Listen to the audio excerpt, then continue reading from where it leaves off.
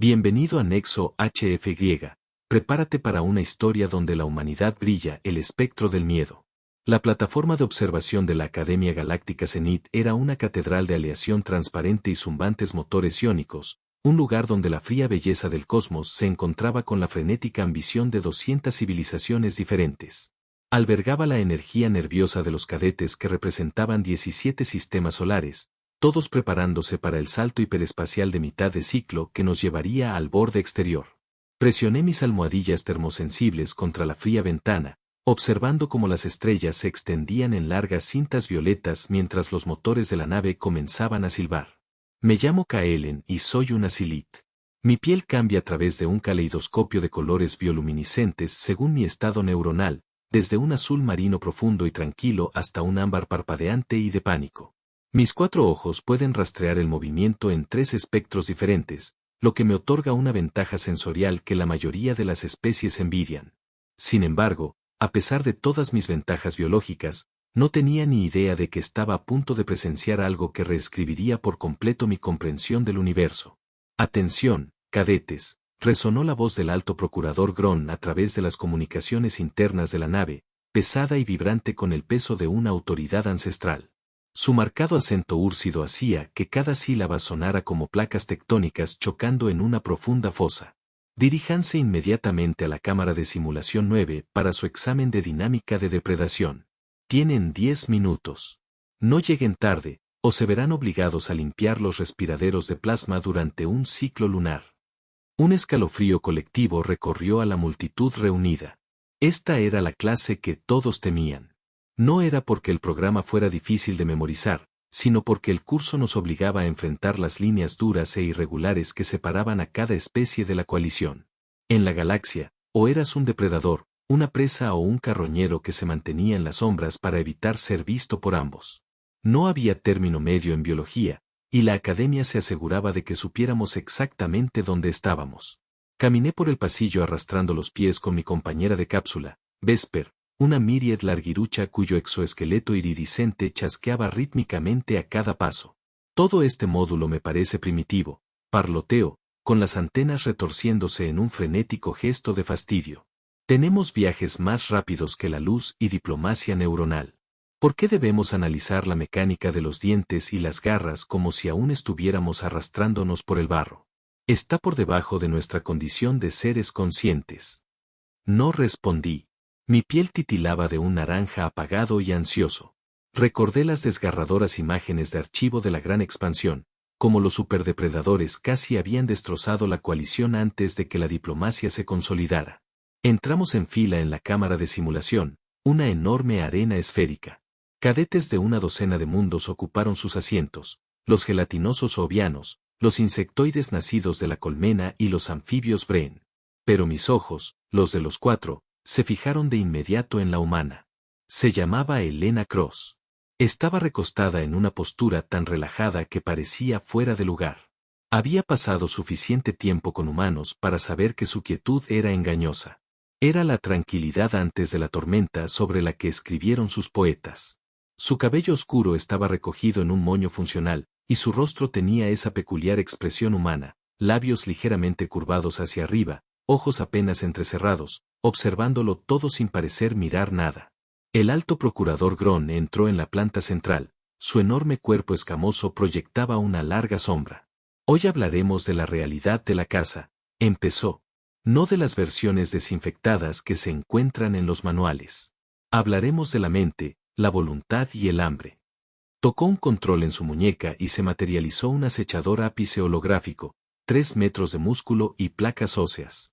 ¿Quién puede decirme qué hace a un depredador realmente peligroso? El silencio era denso. La sonrisa de Elena no llegó a sus ojos mientras se preparaba para responder, y sentí un repentino e inexplicable deseo de comprobar la salida más cercana, preguntándome si la simulación era lo único de esta sala que debía preocuparnos. El paso inevitable. La disposición a ver todo lo demás como una oportunidad, dijo Elena en voz baja. Su voz no era fuerte, pero resonó como una campana en la silenciosa cámara. Mientras todos los pedúnculos oculares de la habitación se giraban hacia ella, ella simplemente se inclinó hacia adelante, su flexible columna vertebral le permitía enrollarse como un resorte. Un depredador no solo reacciona al mundo, continuó, con un tono agudo y clínico. Lo analizan. No ven una multitud, ven huecos en una formación. No ven un paisaje, ven cobertura y línea de visión. Para un verdadero depredador, cada interacción es un cálculo de energía gastada versus recompensa obtenida. El alto Practergron recorría el perímetro del círculo, sus fuertes pisadas resonaban como tambores. ¿Y dónde se ubican los humanos en este espectro, cadete? Esta era la pregunta que se había susurrado en el cuartel durante meses. Los humanos solo habían formado parte de la comunidad interestelar durante 70 años. Su clasificación era una pesadilla para los xenobiólogos. Poseían las estructuras sociales de las presas y la empatía de las especies comunales, pero la mirada frontal y los dientes de un carnívoro. Eran una paradoja biológica. Elena no respondió de inmediato. En cambio, dejó que su mirada vagara por la habitación, encontrándose con la de los demás cadetes. Cuando sus ojos se encontraron con los míos, sentí una punzada de puro terror, como si fuera una mente de lagarto. No era malicia lo que vi, era un nivel de observación tan intenso que parecía que me estuviera contando los latidos del corazón. Somos una contradicción, dijo finalmente, levantándose con movimientos fluidos y precisos. No tenemos las garras de un borgón ni el veneno de un slit, pero tenemos algo más. Enseñó los dientes en una sonrisa que mostraba los afilados caninos que normalmente preferimos ignorar. Tenemos la capacidad de esperar. Tenemos la capacidad de decidir que la caza no termina hasta que nosotros lo decidamos. Se requiere una demostración, anunció Gron. La simulación generará un Bell de Strider, un nativo de las llanuras argentas conocido por su increíble velocidad y evasión. Ha evolucionado durante 5 millones de años para escapar de todo lo que respire. Muéstrenos cómo un humano caza a una criatura que no puede atrapar. Elena caminó hacia el centro. No parecía una guerrera, no llevaba armas. Los proyectores holográficos zumbaron, y la cámara estéril fue reemplazada por una vasta sabana dorada. Un caminante Belt se materializó a 50 metros de distancia, una hermosa criatura de 6 patas, hecha de músculos esbeltos. Comienza, ordenó Gron. La mayoría esperábamos que Elena se lanzara hacia adelante a toda velocidad. Pero Elena no corrió. Ni siquiera se agachó. Simplemente comenzó a caminar. Su ritmo era constante, rítmico y completamente tranquilo. El caminante la vio al instante. Sus orejas giraron y salió disparado. En un destello de pelaje plateado, estaba a 300 metros de distancia. Ha fallado, susurró Vesper. La presa ha desaparecido. Pero yo observaba el rostro de Elena. No estaba frustrada. Simplemente, me seguía, y comencé a darme cuenta de que el caminante no huía de una pelea, sino que caía en una trampa hecha de tiempo. El calor de la persecución. Había pasado una hora, y la sala estaba sumida en un trance. Observamos el monitor mientras el caminante se volvía más frenético. Corría hasta que le ardían los pulmones, y luego miraba hacia atrás, solo para ver la misma figura pequeña y erguida coronando la colina 10 minutos después. No importaba lo rápido que fuera el caminante, el humano era inevitable. Elena no aminoró el paso. Simplemente siguió caminando, con la mirada fija en las huellas en el polvo digital. Empezó a comprender, la velocidad era un recurso, pero para un humano, el tiempo era un arma. Fíjense en los sensores de temperatura, señaló Gron. Los órganos internos del caminante están empezando a cocerse. Es la pesadilla de un depredador veloz. No puede disipar el calor con la misma eficiencia que el humano. Cada vez que se detiene para recuperarse, el humano lo obliga a moverse de nuevo. El caminante finalmente se desplomó. Yació sobre la hierba alta, con sus 6 patas temblando.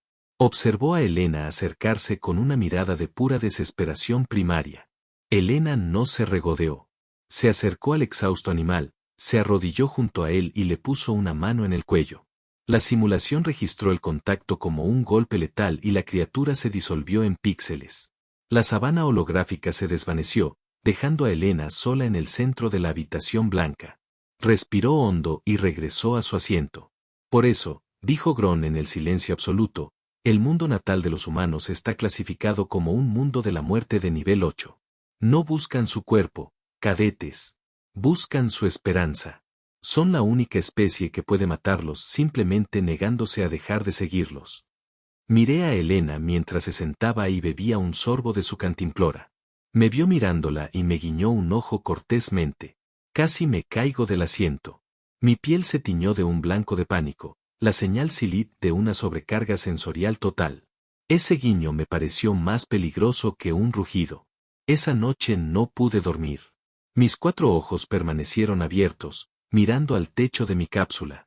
Me encontré en la terminal, revisando las secciones restringidas de la base de datos histórica humana. Leí sobre cómo se encontraron con lobos, en lugar de exterminarlos, los domesticaron. Leí sobre el mamut y cómo los humanos lo abatieron usando solo palos afilados y horas de rastreo. Pero lo más aterrador no fue su historia de caza. Fue su historia de guerra.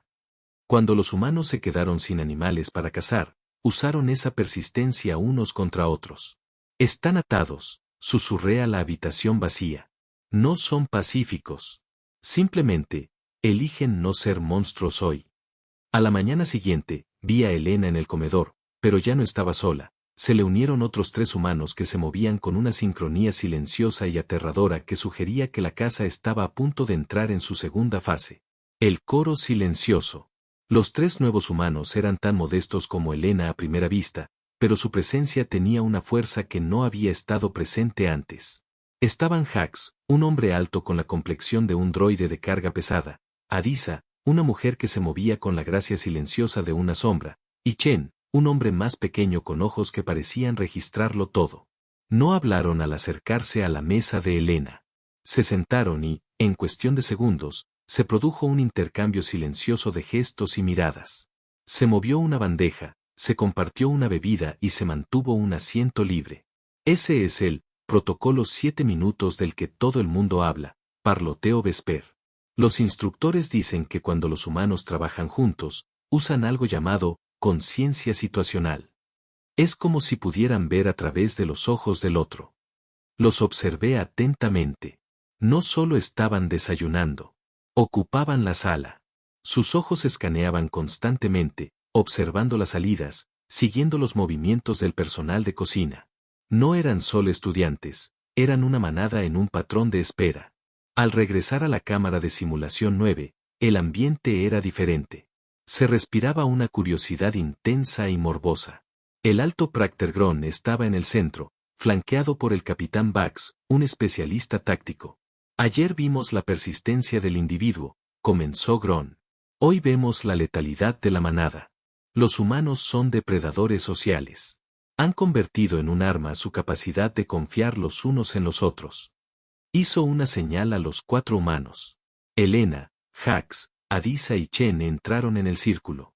Vestían sus uniformes grises de cadete.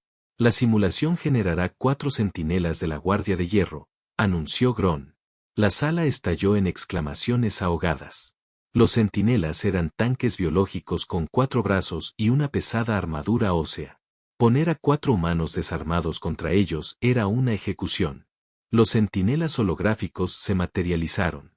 Medían 2,5 metros de altura, sus ojos brillaban con una fría malicia sintética. Se desplegaron de inmediato. Comiencen, ordenó Gron. Los humanos no esperaron. En el momento en que se pronunció la palabra, desapareció. No solo corrieron, se dispersaron entre las sombras del entorno urbano simulado. Los centinelas abrieron fuego. Los rayos de plasma quemaron el aire, derritiendo el hormigón holográfico. Pero los humanos no estaban donde impactaron los disparos. Se movían en un patrón que no pude descifrar.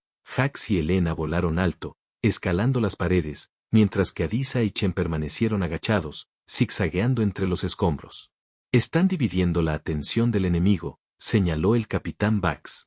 Pero no están atacando. ¿Por qué?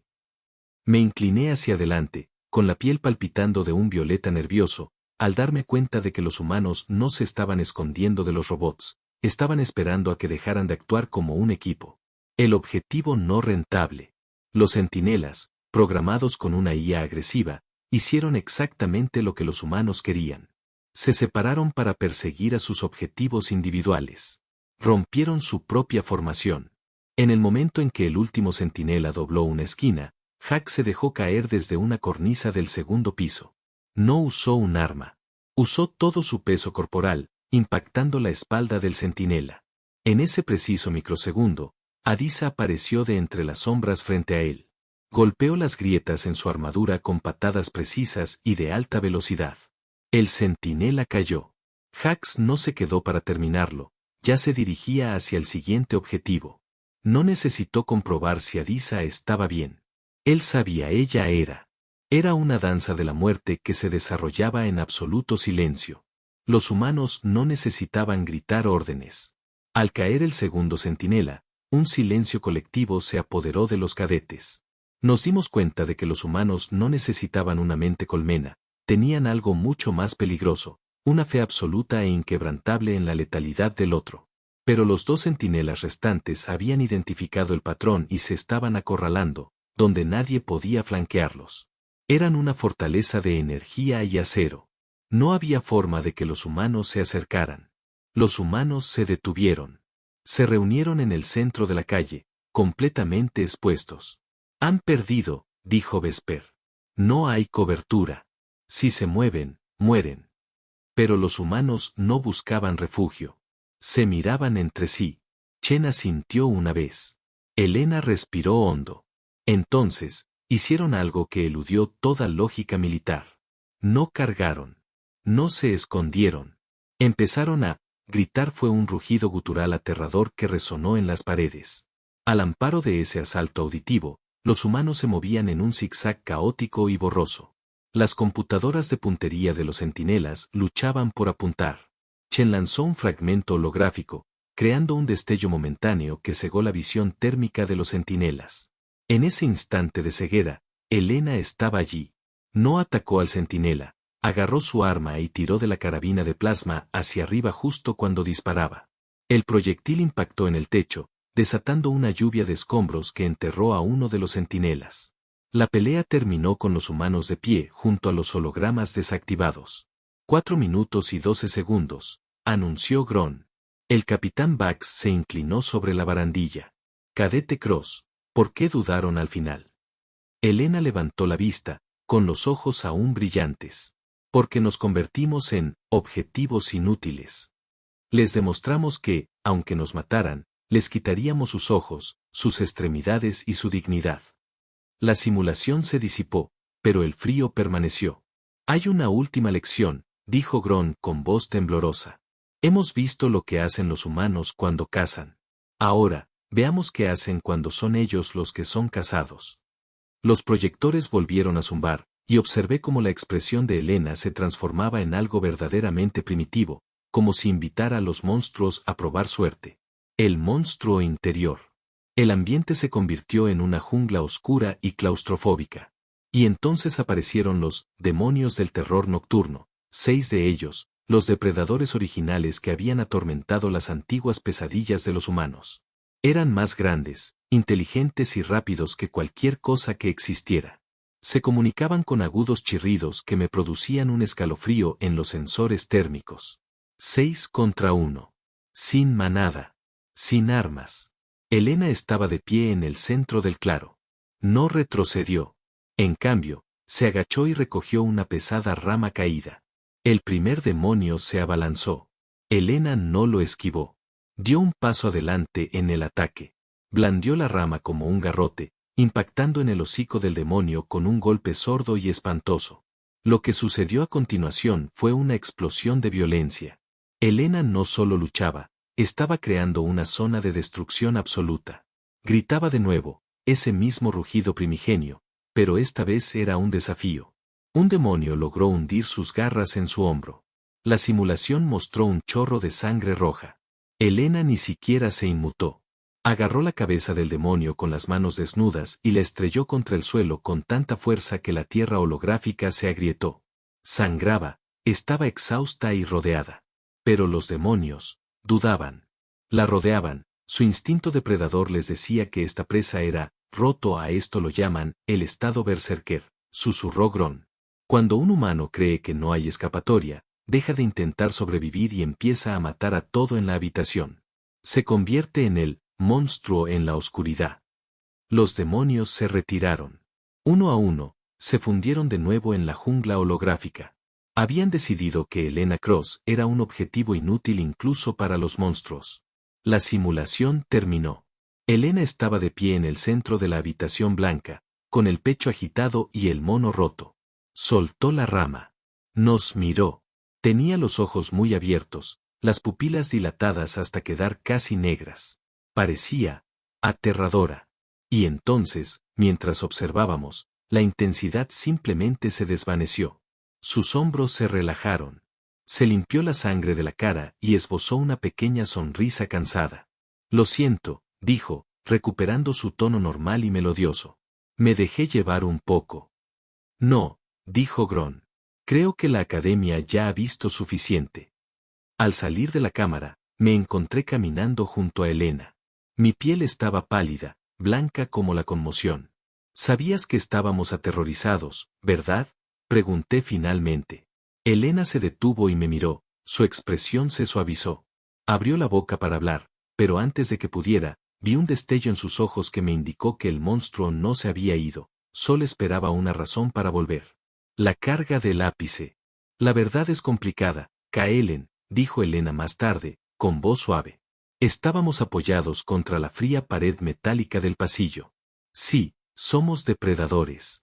Tenemos la historia, la biología y los instintos necesarios. Podemos darte caza, podemos coordinarnos para destruirte y podemos convertirnos en monstruos cuando nos acorralan.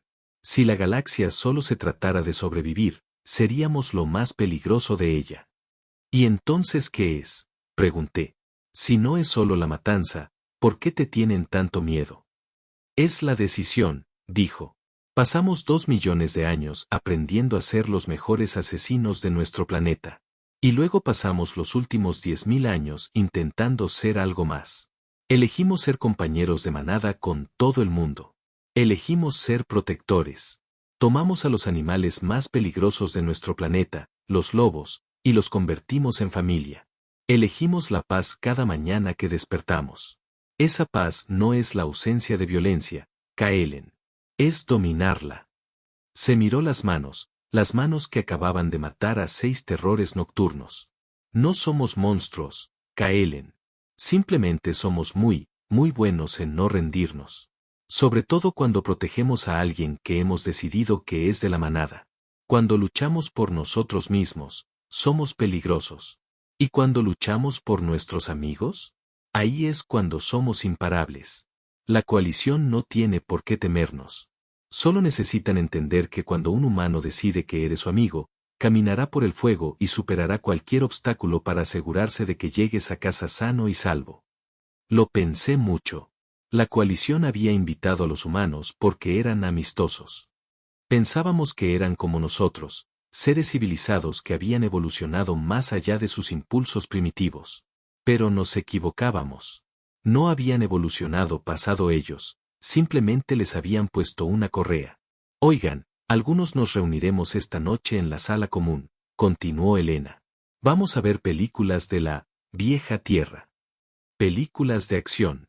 ¿Quieren venir? Tenemos palomitas.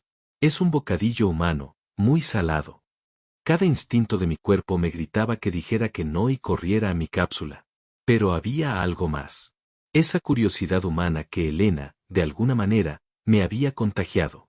Si ellos elegían ser pacíficos, entonces yo debía confiar. Iré, decidí, pero traeré a Vesper. Elena rió, un sonido como de campanas atmosféricas. Mientras se alejaba, comprendí la profunda verdad. Habíamos invitado a una depredadora a nuestro hogar, y ella nos invitaba a compartir su sal. Pero al verla desaparecer por la esquina, sentí una extraña sensación de anticipación, preguntándome qué tipo de historias contaría una especie que dominaba su propia oscuridad para divertirse. El corazón de la manada. La película se llamaba John Wick. Era ruidosa, caótica, y presentaba a un humano constantemente herido, superado en armamento y exhausto. Sin embargo, nunca se detenía. Era la cacería de la persistencia en formato cinematográfico, y los humanos en la sala vitoreaban como si fuera una experiencia religiosa. A mi lado, Hack se inclinaba hacia adelante, susurrando críticas tácticas. ¿Ves? Se está convirtiendo en un objetivo inútil. Vesper estaba sentada a mi otro lado, con las antenas moviéndose al ritmo de las explosiones. Comía palomitas con una mirada de intensa concentración. Es fascinante, parloteó. Celebran su propia fragilidad. Convierten su dolor en una narrativa de victoria. Ese es el secreto, dije. Saben que no son invencibles. Por eso son tan peligrosos. Tienen que ser más inteligentes porque pueden resultar heridos. Tienen que ser más decididos porque saben que pueden fallar. Después de que terminó la película, no volvimos a nuestras cápsulas. Nos quedamos hablando durante horas. Los humanos nos contaron historias sobre la Tierra, sobre las cenas compartidas donde todos compartían comida, y sobre los perros que seguían siendo sus mejores amigos después de miles de años. Entonces me di cuenta de que los humanos eran la especie más civilizada que había conocido, no porque carecieran de naturaleza depredadora, sino porque la entendían a la perfección. ¿Sabes?, dijo Chen, lanzando una palomita al aire. Los demás cadetes creen que somos aterradores por las simulaciones. Pero si alguna vez se metieran en un problema serio, seríamos los primeros a quienes llamarían. Porque un humano no para hasta terminar el trabajo. Somos la mejor póliza de seguro para la galaxia. Asentí. Había visto lo que pasa cuando deciden que una tarea vale la pena. A la mañana siguiente, el ambiente en la academia había cambiado. El miedo seguía ahí, pero atenuado por un nuevo tipo de respeto. El curso de dinámica de depredación había hecho exactamente lo que se suponía que debía hacer, revelar la verdad. Mientras caminaba hacia mi siguiente clase, vi a un grupo de cadetes más jóvenes, ovianos y pluvianos, apiñados, mirando nerviosos a un humano que reía con sus amigos. Me detuve y los miré, mi piel adquirió un tono dorado tranquilizador. No se preocupen, les dije. Es solo un humano. Es un depredador, sí. Podría desmantelar una guardia de hierro con sus propias manos si fuera necesario. Pero, añadí, con una sonrisa muy humana, también es el mejor amigo que tendrán. Eso sí, no dejen que los pille sin palomitas. Porque una vez que están en su manada, nunca lo sueltan. Y en esta galaxia, no hay nada más seguro que formar parte de la manada de un humano. Al alejarme, sentí una sensación de paz. La galaxia era un lugar enorme y peligroso. Pero por primera vez, no temía a las sombras. Porque ahora formaba parte de la manada. Y sabía que mientras estuviera con los humanos, los monstruos en la oscuridad eran los que realmente tenían algo de qué preocuparse. La cacería había terminado, y por fin habíamos encontrado nuestro lugar entre las estrellas, protegidos por los superdepredadores más testarudos, persistentes y leales que el universo jamás había visto. Gracias por escuchar. Suscríbete y acompáñanos en más relatos HFY.